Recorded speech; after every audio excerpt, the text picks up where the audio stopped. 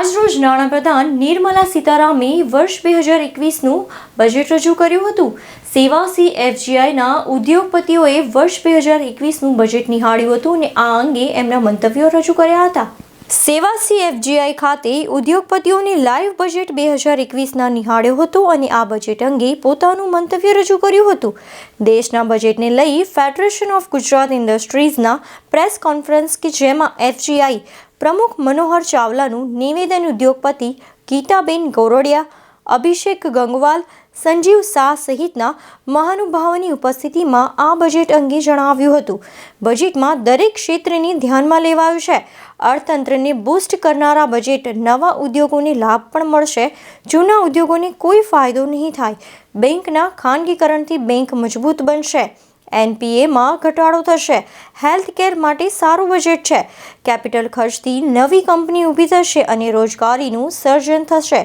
નવી vehicle સ્કેપ policy ખૂબ સારી થશે। પ્રદૂષણમાં પણ તેના લીધે ઘટાડો થશે। MSME સેક્ટર માટે ટેક્સમાં કોઈ બદલાવ નથી। માર્કેટમાં ઉછાળો જોવા મળ્યો છે, એટલે બજેટ સારું છે। વીમામાં FDIમાં વધારો થશે, જેથી રોજગારી વધશે। LICનો IPO લોન્ચ કરવામાં આવશે। IDBI ઉપરાંત 2 સરકારી બેંકો કે એક સામાન્ય વીमा કંપનીનું ખાનગીકરણ કરવામાં આવશે। बजट प्रेजेंट किया है।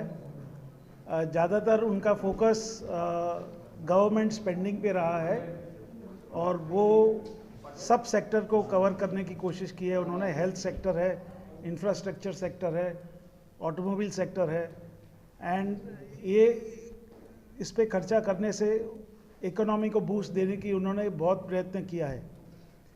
आई थिंक उससे ज़्यादा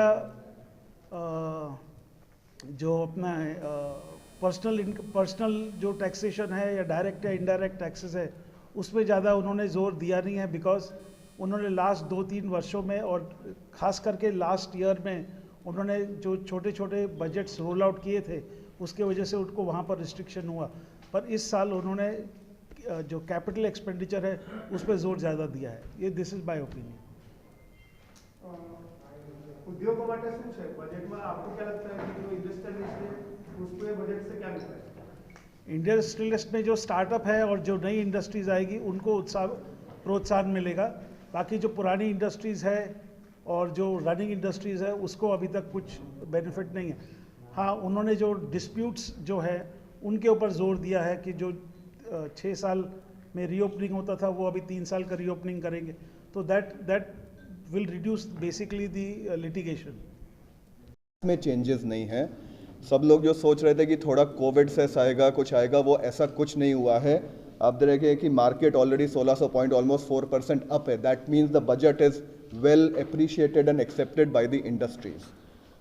थोड़े बहुत कस्टम्स के अंदर इन्होंने चेंजेस प्रपोज करे हैं, बट वो सितंबर अक्टूबर तक पता चलेगा in certain custom duties and a lot of other products. जो मेजर चीज़ हम देख रहे हैं कि एक इंश्योरेंस के अंदर मेजर उन्होंने FDI इंक्रीज़ करने को बोला है।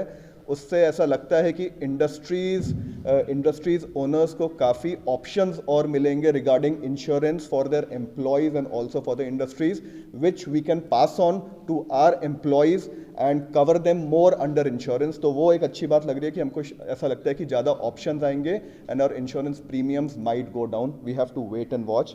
Otherwise, government spending is more on healthcare, education and general. So it looks like a balanced budget. Balanced budget इसलिए कि बहुत ज़्यादा कोई मेजर रेडिकल चेंजेस नहीं करे हैं, तो उसके लिए अच्छा है। जो हम एक्सपेक्ट करते हैं कि हर साल कोई मेजर चेंजेस होगा, टैक्स में होगा, कुछ होगा, वो नहीं होगा। थोड़ा बहुत इन्होंने सीनियर सिटीजन्स के लिए ईज़ करा है। IT रिटर्न फॉर्म्स के लिए वो 75 एंड अबव के लिए वो अच्छी बात है। बाकी कुछ ऐसा मेजर चेंजेस नहीं है। We have to wait and watch. जो एक ऑटो स्क्रैपिंग का जो उन्होंने करा है उसके अंदर थोड़ा देखना पड़ेगा, but I think it should be beneficial for local automobile industry. जिस तरह से बात की जाए तो अभी कोरोना काल में जो GDP था वो नेगेटिव ग्रोथ हुआ था GDP का। लगता है ये बजट के बाद जो आने वाला टेन्योर है उसमें GDP प्लस में जाएगा? अब ये बोल रहे हैं कि जो डेफिसिट है वो 9.5% है, पर नेक्स्ट ईयर का एस्टिमेट 6.5% है। तो वो देखते हैं। If the government is confident then we have to be confident. इसके बारे में मैं कुछ बोल नहीं सकता।